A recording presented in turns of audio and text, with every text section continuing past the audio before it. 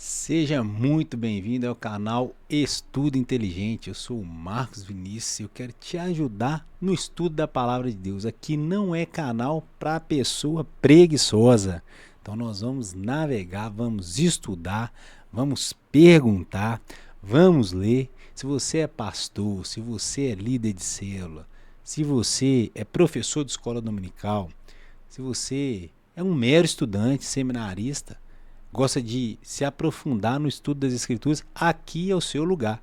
Aqui só não é lugar para pessoa preguiçosa. Se você é preguiçoso, não quer ler, não quer ouvir, não quer pesquisar, tchau para você. Mas se você quer aprender, fica aqui comigo. Nós vamos estudar o livro a carta de Colossenses. Hoje, Colossenses 1 e 2. Então vamos lá para a minha tela. Hoje já vamos aqui te apresentar logo aqui o nosso aplicativo. Nosso aplicativo das escrituras, Sola Escritura. Se você ainda não conhece esse aplicativo, você não sabe o tempo que você está perdendo, tá bom? Então vamos lá. Colossenses. Ao logar nesse aplicativo, você vem e escreve o texto que você quer. Hoje nós vamos estudar Colossenses 1, os versos 1 e 2. Vou colocar aqui na tela aqui pra gente, Novo Testamento, Colossenses 1 e os versos 1 e 2. Diz assim, né? A palavra de Deus. Versículo de Colossenses 1 dos livros de Colossenses da Bíblia. Paulo, apóstolo de Cristo Jesus, pela vontade de Deus, e o irmão Timóteo, aos santos e fiéis irmãos em Cristo que estão em Colossos. A vocês, graça e paz da parte de Deus, nosso Pai, e do Senhor Jesus Cristo. Quando você coloca aqui no nosso aplicativo, Sola Escritura, que você pode ter acesso, você vai ter um estudo inteligente. Primeira parte, ele vai te gerar aqui uma parte mais técnica, uma parte exegética, que ele vai te gerar um estudo com contexto, análise de contexto, análise das palavras, depois vai fazer uma exegese homilética, aplicação, depois ele vai te dar algumas opções aqui. Por isso que eu falo para você, não é lugar para preguiçoso, é lugar para pessoa que quer aprender da palavra de Deus. E aprender da palavra de Deus é uma ordem. Eu estou aqui para te ajudar, o nosso canal está aqui para te ajudar, tá bom? Então vamos lá. Já lemos o texto, que Deus nos ajude. E ele começa assim, né? Com a graça e a paz do nosso Senhor Jesus Cristo, assuma a tarefa. Isso é o aplicativo falando para nós, tá bom? Com a reverência devida à santa palavra de Deus, como teólogo reformado, assumir o papel de teólogo reformado. A minha abordagem será pautada na soberania de Deus, ponto 1, na centralidade de Cristo, ponto 2, e na autoridade infalível das Escrituras. É isso que nós vamos ter aqui. Utilizando o vasto tesouro da tradição reformada para iluminar o texto de Colossenses 1 e 2, que nós estamos estudando aqui. Aqui apresento a exegese detalhada. E aí, exegese de Colossenses 1 e 2.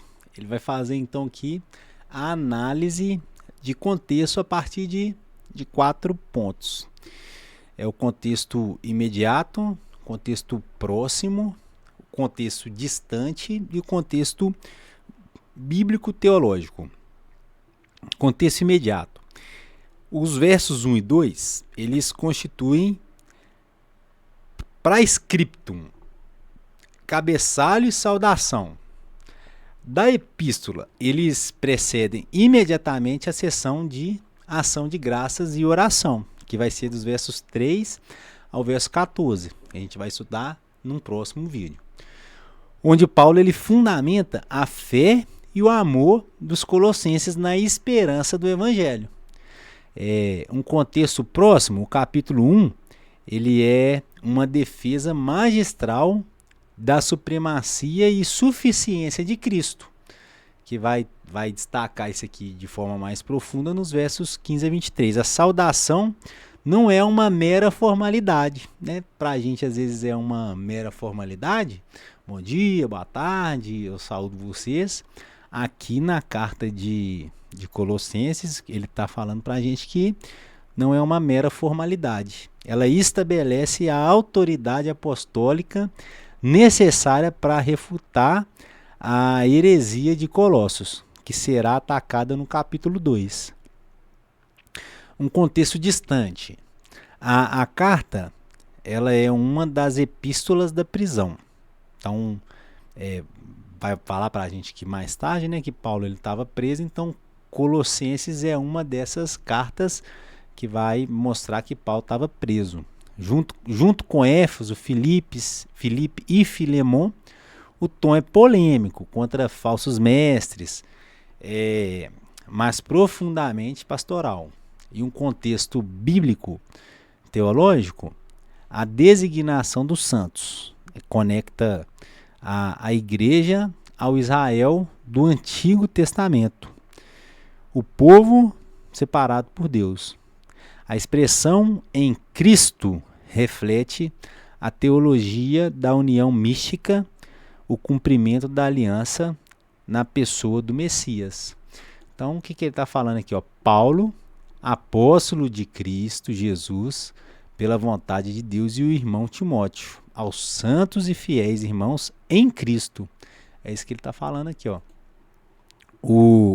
A expressão em Cristo reflete a teologia da união mística, o cumprimento da aliança na pessoa do Messias. A observação linguística, né? Aqui são mais palavras que são usadas aqui e vai trazer para a gente aqui o que é o original da palavra, o sentido. Ele não pega todas, né? Mas pega as principais que são importantes nesse texto que a gente selecionou para estudar. Então, observação linguística. Quando ele fala apóstolo, a palavra grega que é apóstolos, né? Literalmente um enviado. No uso técnico do Novo Testamento, ela se refere àqueles que são comissionados diretamente por Cristo ressurreto, portadores de uma autoridade relacional. Então ele fala aqui, Paulo, apóstolo de Cristo. Ele está falando que ele foi comissionado por Cristo, pela vontade de Deus. Diatelematus tel. O uso da preposição dia, aqui dia, por meio de, com o genitivo, indica a causa eficiente. A origem do apostolado não é mérito humano, mas decreto soberano de Deus. Então, quando ele fala aqui,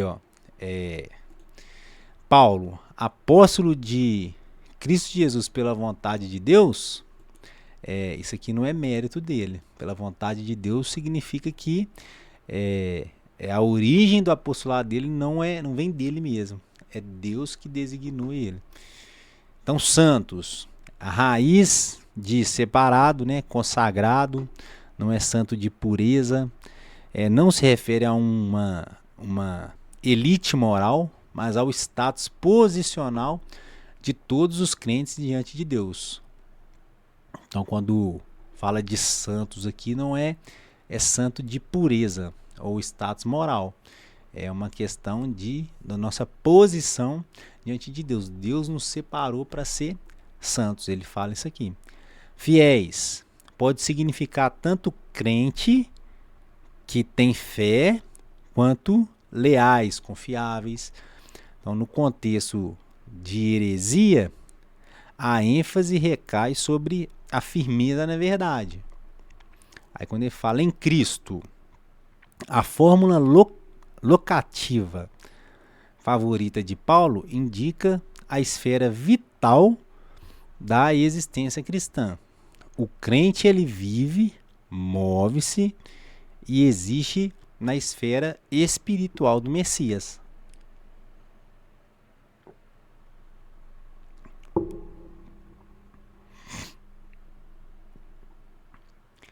Então, em Cristo, né?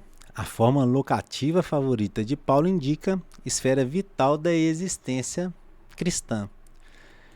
Então, Paulo, apóstolo de Cristo pela vontade de Deus, o irmão aos santos e fiéis irmãos em Cristo. Então, nós não existimos fora de Cristo. Graça e paz. Caris é a adaptação cristã da saudação grega, focando no favor imerecido. Eirene reflete, Eirene é a paz, né? Graça, caris é a paz, é a adaptação cristã da saudação grega, e paz, Eirene aqui, reflete a shalom no hebraico, plenitude, bem-estar total, né? Então, que ele apresentou para a gente a observação linguística, as principais palavras que foram aí utilizadas no texto. A estrutura literária. O texto ele segue a estrutura epistolar greco-romana, padrão, porém cristianizada. Né? Deu para a gente uma seção com três elementos. Né? Primeiro, o remetente. Quem que é o remetente? Autoridade. É Paulo, o apóstolo, e o irmão Timóteo. Segundo, o destinatário. Para quem que eles escrevem? Para os santos e fiéis irmãos em Cristo. Né? E terceiro, a saudação. A bênção, né? A graça a vós e paz. Ele identifica aqui dentro dessa estrutura do verso 1 e 2 um paralelismo antitético implícito. Há um contraste entre a localização geográfica em Colossos e a localização espiritual em Cristo. Então, fisicamente, os irmãos estão em Colossos. Espiritualmente, os irmãos estão em Cristo. Aí vem aqui para o contexto histórico-cultural. Né? Paulo escrevendo provavelmente de Roma, na primeira prisão. Paulo foi preso mais do que uma vez. Aí fala que a primeira prisão, 60, 62 depois de Cristo. Timóteo está com ele, não como coautor no sentido estrito de autoridade apostólica, mas como companheiro de jugo. O destinatário, a igreja em Colossos, né, no Vale do Lico, atual Turquia. Paulo não fundou essa igreja. Ela foi fruto do ministério de Epáfras. Colossenses 1:7. Aí no 7 fala assim: vocês o aprenderam de Epáfras, nosso amado cooperador fiel, ministro de Cristo para convosco. Colossos era uma cidade em declínio comercial, superada por Laodiceia e Hirápolis, mas espiritualmente estratégica. A situação: a igreja enfrentava um sincretismo perigoso, gnosticismo incipiente, misticismo judaico, ascetismo e adoração de anjos. Paulo precisava afirmar sua autoridade logo no início, para validar sua correção doutrinária. Então isso aqui é interessante. Saber por que a carta começa com Paulo, apóstolo de Cristo Jesus, pela vontade de Deus. Então ele vem falando que... Por que ele começa falando: eu sou apóstolo pela vontade de Deus e eu escrevo para vocês? Para que eles entendam quem é que está escrevendo e por que está escrevendo, afirmando a autoridade dele e o objetivo aí da carta. A teologia bíblica, aqui sistemática,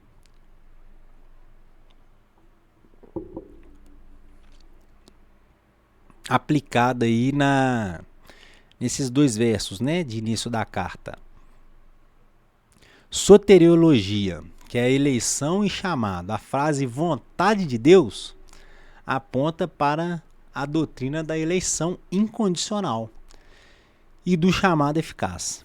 Paulo é apóstolo não por escolha própria, mas por desígnio divino, né? Isso aqui, vamos lá, Gálatas 1:15. Cadê o texto? Novo Testamento, né? Abre aqui Gálatas, Epístola, Gálatas 1, verso 15. Mas Deus me separou desde o ventre materno e me chamou por sua graça quando lhe agradou. Então ele vem falando aqui, ó, a frase vontade de Deus aponta para a doutrina da eleição incondicional e do chamado eficaz. Ele é apóstolo não pela própria vontade, mas por desígnio de Deus. Nós somos o que somos porque Deus assim nos chamou para o ser. Você é pastor. Antes de você querer ser pastor, antes de você querer ser ministro, Deus assim te escolheu. É o chamado irresistível. Eclesiologia. A igreja é composta por santos irmãos. Isso define a igreja visível como uma comunidade da aliança, separada do mundo, santidade, e unida em amor, familiar, fraternidade. Cristologia. A união com Cristo, né? A doutrina da união com Cristo é central. Não há bênção, santidade ou fidelidade fora da esfera de Cristo. Isso que ele fala em Cristo. Eu escrevo aos irmãos em Cristo. Tudo é em Cristo, né? Não existe boa obra. A doutrina da união com Cristo ela é central. Não há bênção, santidade ou fidelidade fora da esfera com Cristo. A palavra de Deus fala assim: ninguém recebe bem algum se do céu não for dado. Então a revelação progressiva também ela é manifesta aqui. O conceito de paz. Quando ele fala graça e paz a vós outros, né? Deixa de ser apenas ausência de guerra ou prosperidade material, para ser a reconciliação com Deus através do sangue da cruz. Colossenses 1:20. Vamos voltar lá para Colossenses, né? Colossenses 1:20. Ele vai dizer aqui, ó, e por meio dele reconciliar-se consigo todas as coisas, tanto as que estão na terra quanto as que estão no céu, estabelecendo a paz pelo seu sangue derramado na cruz. Então a revelação progressiva, o conceito de paz deixa de ser só tranquilidade ou algum tipo de bênção, passa a ser reconciliação com Deus por meio da cruz. Então aqui veio a teologia bíblica sistemática em Colossenses 1 e 2, é o texto que a gente está estudando. Tá? E agora, a partir de agora, ele vai vir trazer para a gente a exposição hermenêutica reformada nesses 2 versos. Né? Parece que é só uma apresentação, né? Mas tem bastante coisa aí. Deixa eu tomar uma água.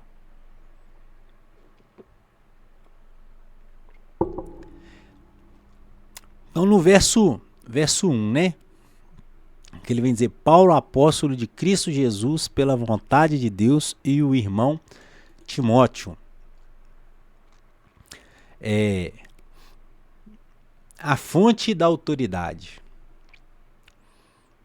Um método gramatical e histórico. Paulo, ele inicia com a sua credencial oficial, apóstolo, numa igreja que ele não fundou, como a gente já viu lá em cima, e onde a sua mensagem estava sendo ameaçada por filosofias e vãs sutilezas. Lá em Colossenses 2:8, a gente vai ver isso aqui. ele não escreve como um amigo particular, mas como embaixador autorizado do Rei Jesus. Vamos abrir aqui essa referência que ele trouxe, Colossenses 2, verso 8. Tenham cuidado para que ninguém os escravize a filosofias vãs e enganosas, que se fundamentam nas tradições humanas e nos princípios elementares deste mundo, e não em Cristo. Então os colossenses estavam sofrendo essa opressão aqui, de filosofias vãs. E aí Paulo, então, ele se apresenta como aqui embaixador autorizado do Rei Jesus. Né? A visão reformada. João Calvino observa astutamente que Paulo menciona sua autoridade para assegurar para si o direito de ser ouvido. Então Calvino destaca que a frase pela vontade de Deus, ela é usada para que ninguém pense que ele assumiu essa honra de uma forma precipitada. Isso reflete soberania de Deus na vocação ministerial. Ninguém se faz pastor ou apóstolo. Deus o faz. É por isso que nas igrejas aí presbiterianas, né, ninguém se especificamente, né, ninguém fala assim, eu sou pastor ou eu sou ministro. Existe ali todo um processo. Você vai para um seminário, primeiro você se declara como uma pessoa que tem um chamado, você é observado, você é enviado para um seminário, depois você retorna do seminário, aí você é observado novamente, aí depois você tem uma imposição de mão sobre a sua vida. Em todo um processo, não é você que fala, eu vou ser pastor, vou abrir uma igreja. Não é simplesmente assim. É a bênção de Deus sobre a sua vida. Deus determinando sobre a sua vida que você é pastor. É um chamado interno, um chamado externo. E é o que está escrito aqui. Ninguém se declara que é alguma coisa. É Deus que declara sobre a sua vida aquilo que ele separou para você. Isso se manifesta externamente. William Hendricks, então, ele em seu comentário indispensável, reforça que ao associar Timóteo, Paulo mostra humildade e comunhão, mas a distinção ela é clara. Paulo é o apóstolo, Timóteo é o irmão. Hendricks argumenta, a autoridade da carta é apostólica, mas o sentimento ele é fraternal. A aplicação teológica aqui nesse ponto. A teologia reformada entende que o ofício apostólico ele é irrepetível. Efésios 2:20. Vamos ver o que diz aqui Efésios 2:20. Novo Testamento, Coríntios, Gálatas, Efésios 2:20. Aqui, Efésios 2:20. Edificados sobre o fundamento dos apóstolos e dos profetas, tendo Jesus Cristo como pedra angular. Então a teologia reformada entende que o ofício apostólico é irrepetível. Hoje a autoridade reside nas escrituras, o ensino dos apóstolos, não em novos apóstolos. A menção da vontade de Deus aniquila o orgulho humano e estabelece que o ministério é uma mordomia da graça, sola gratia. Então, o verso 2, a dupla cidadania. Vou voltar aqui então. Ele está falando aqui da dupla cidadania, Colossenses 1. Aos santos e fiéis irmãos em Cristo Jesus, ele fala de dupla cidadania pelo mesmo ponto que ele destacou lá em cima, né? Que ele fala a cidadania terrena, que é os colossenses, aqueles que estão em Colossos, e a cidadania espiritual em Cristo Jesus, né? Aos santos e fiéis irmãos que estão em Colossos, graça a vós da parte de Deus, nosso Pai. Método teológico, redentivo e literário. Aqui encontramos a identidade do cristão. Primeiro, são santos. Essa é a identidade do cristão, santo. Refere-se à posição legal diante de Deus. Justificação e santificação definitiva. Então, qual que é a identidade do cristão? Santo. Por quê? Porque ele foi justificado, ele foi santificado em Deus. Por meio de Cristo Jesus, claro. E fiéis, pistois, refere-se à perseverança e conduta, santificação progressiva, né? Por que é uma santificação progressiva? Porque eu fui justificado, porque eu sou santo, eu não preciso fazer mais nada? Não, é algo progressivo. Eu preciso, dia após dia, fazer morrer o velho homem, fazer morrer as vontades da carne e me revestir do novo homem, dessa nova identidade que Deus me deu. Por isso que é um processo, né? A santificação, ela é progressiva e infinita enquanto nós estivermos aqui nessa terra, né? Do momento em que Deus me deu o novo nascimento até Ele me chamar em Cristo para a glória, esse é o processo de santificação. Ele só termina quando vier a glorificação.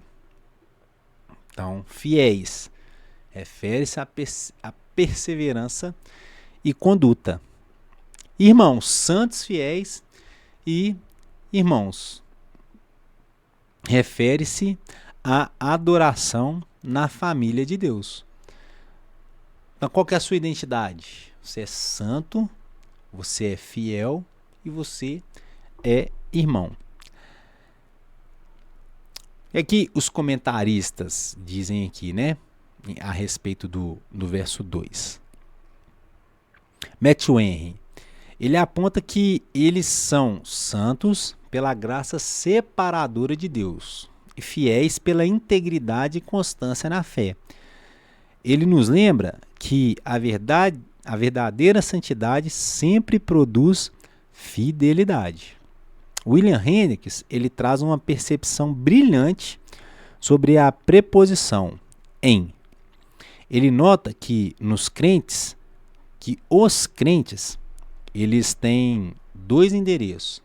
O endereço físico, que é em Colossos, o lugar de provação, tentação, heresia, sofrimento, e o endereço espiritual, que é em Cristo, né?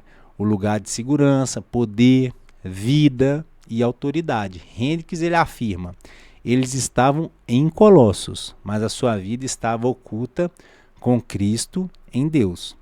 O ar de Colossos estava contaminado com erros, a atmosfera em Cristo era pura e vivificante. No nota textual, crítico textual, o texto Receptus, base de Almeida Corrigida, fiel, adiciona e do Senhor Jesus Cristo. Os manuscritos mais antigos, tá, que citando para a gente, página 46 do Vaticanos, base da NVI e NAA, param em Deus Nosso Pai, Deus Nosso Pai. Teologicamente, ambas as leituras são ortodoxas. Vamos ver aqui essa que a gente está lendo, qual que é? Param em Deus Nosso Pai. Isso mesmo, a que a gente está lendo, completa aqui, e do Senhor Jesus Cristo. A teologia reformada aceita que a graça flui do Pai através do Filho.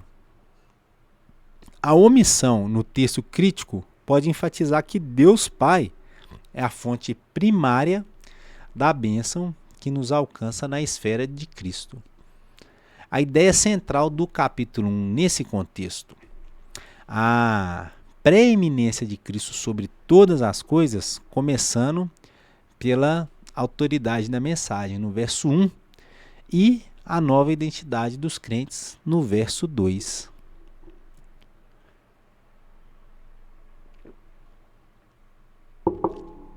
E aí vem então a identificação das promessas, né? Então, que acabou em regra a análise, né? E aí vem se vem a gente está falando aqui então da análise do aplicativo, o que ele faz, né? E ele vai ver que agora se tem promessas dentro desse texto que a gente sugeriu. A gente está estudando Colossenses 1, verso 1 e 2. E se você ficou aqui até agora, curte o vídeo, compartilha, se inscreve no canal, porque vai ter muita coisa boa aqui para você. No final, a gente vai ter esse arquivo aqui, PDF, para você poder baixar e estudar, fazer suas anotações, salvar, tá bom? Vamos lá. Tá aqui, né? Identificação das promessas.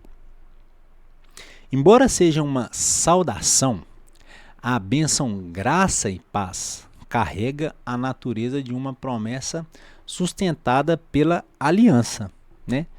O passo 1, a análise do contexto. Paulo ele deseja que só Deus, Paulo deseja algo que só Deus pode dar. Em 2 Coríntios 1:20, sabemos que todas as promessas têm o sim em Cristo. Esta bênção está enraizada na obra consumada de Cristo. Passo 2, identificação da natureza. É uma promessa condicional à posição. Ela é para aqueles que estão em Cristo. Não há promessa de graça salvífica ou paz com Deus para quem está fora de Cristo. Então, ele faz a análise do contexto. Tem promessa? Não tem? Né? Se tem, ela é de salvação? Ela é de quê? Então, identificação da natureza. Existe uma promessa de graça e de paz, embora seja uma saudação. Falando aqui, ó, a bênção é uma promessa de bênção, graça e paz. Carrega a natureza de uma promessa sustentada pela aliança. Né? Identificação da natureza, condicional à posição. Quem que tem graça e paz? Essa graça e essa paz. A paz de Cristo. É isso que ele está falando aqui. A paz de Cristo só tem aqueles, né, que estão reconciliados com Cristo. Ela é para aqueles que estão em Cristo. Não há promessa de graça salvífica ou de paz com Deus para quem está fora de Cristo. Discernimento do cumprimento. Já cumprida. Na justificação temos paz com Deus. Contínua. Precisamos de paz de Deus diariamente. Filipenses 4:7 para enfrentar as heresias de Colossos da nossa era, né? Então vamos lá. Discernimento, passo 3, discernimento do cumprimento, né? Essa promessa já foi cumprida de graça e de paz? Ela é contínua. Ela é contínua. Todos os dias a promessa de que haverá graça de Deus e a paz de Deus se cumpre na vida daqueles que estão enraizados em Cristo. E há que se destacar, né? Análise de contexto. Que promessa que é? Que ele está falando para a gente aqui. Paulo, apóstolo de Cristo Jesus, pela vontade de Deus, irmão Timóteo, aos santos irmãos em Cristo, que estão em Colossos, a vocês, graça e paz. É uma promessa de Deus?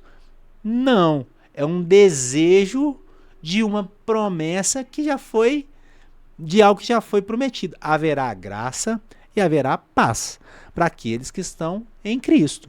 Ele transmite um desejo daquilo que já foi prometido outrora. É isso que ele está ensinando para a gente. Passo 4. Aplicação correta. A promessa é que não importa a turbulência em Colossos. Nosso contexto terreno, a graça e a paz do Pai estão disponíveis e garantidas para quem está em Cristo. E a aplicação final. Como teólogo reformado, aí é o aplicativo falando para a gente, né, o estudo feito. Aplico este texto à igreja contemporânea. Doutrinária. O que crê? Devemos crer na soberania de Deus, na vocação. Ponto 1.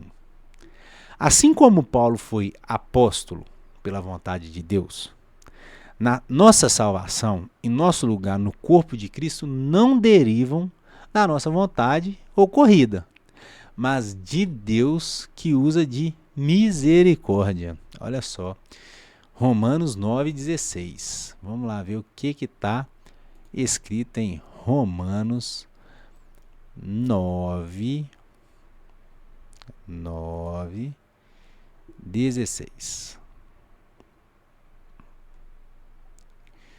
Portanto, isso não depende do desejo ou do esforço humano, mas da misericórdia de Deus. Né? Devemos rejeitar qualquer teologia que coloque a vontade humana como determinante final da salvação ou do ministério. Aplicação devocional. Como adorar? Adore a Deus pelo seu duplo endereço. Você pode estar vivendo em um Colossos moderno. Qual que é a situação lá de Colossos? Colossos está vivendo na opressão. Um local de trabalho hostil, uma família em crise, uma cultura decadente. Mas, devocionalmente, lembre-se que sua verdadeira localização é em Cristo. Interessante, hein? Nada pode atingi-lo em Colossos, sem antes passar pelo filtro da soberania de Cristo. Descanse nessa segurança. Aplicação moral e ética. Como viver? A designação santos e fiéis não é apenas um título, é um imperativo. Como santos, devemos viver separados da corrupção moral do mundo. Como fiéis, devemos ser confiáveis, leais à sã doutrina e íntegros nos negócios. A heresia de Colossos oferecia uma espiritualidade maior, através de regras humanas. Paulo diz que santidade vem de estar em Cristo. A aplicação comunitária, como agir? Paulo chama Timóteo de irmão. Mesmo o grande apóstolo não trabalhava sozinho. A teologia reformada valoriza a pluralidade de liderança e a comunhão dos santos. Numa era de individualismo, a igreja deve ser o local onde somos, de fato, irmãos, unidos não por sangue humano, mas pelo sangue de Cristo e pela vontade do Pai. E a conclusão, enfim, Colossenses 1 e 2 não é uma mera introdução protocolar. Ele é a fundação rochosa sobre a qual Paulo construirá a sua defesa de Cristo. É o lembrete de que tudo provém de Deus, vontade divina, tudo se sustém em Cristo, a nossa esfera de vida, e tudo resulta em graça e paz para os eleitos. Só lhe deu glória. Pois é, irmãos, concluímos então o nosso estudo exegético. né? Como eu disse no começo do vídeo, aqui não é lugar para preguiçoso. Tenho certeza que você aprendeu demais. Comenta agora no vídeo. O que mais te chamou a atenção? O que mais você gostou? Né? O que te fez arrepiar durante esse estudo aí? E como eu te expliquei, no final do estudo, a gente tem várias opções aqui. Inferências, questões acadêmicas, explorar o texto, esboço de sermão, e eu vou montar uma série, os próximos vídeos, a partir desse mesmo estudo aqui, com cada um desses botões aqui, e você vai ver a profundidade de cada um desses botões aqui e o que ele gera. Então, se inscreva no canal, curte, ativa o sininho de notificação para você não perder, e o link para você baixar esse estudo aqui PDF, eu vou clicar aqui, vou gerar um PDF, tá aí, ó. Veja aí, ó, tá gerando aqui, ó. Gerou o nosso PDF, olha, ó, PDF gerado. Você vai ter acesso a esse PDF aí, só você se inscrever e poder baixar o PDF, tá bom? Próximo vídeo nós vamos fazer aí ou esboço de sermão ou questões, pergunte a inferências do texto, questões acadêmicas, explore o texto. Os outros serão vídeos menores, tá bom? Esse vídeo aqui deu quase aí 50 minutos, né? Mas é para isso mesmo, não é lugar para preguiçoso. Tamo junto!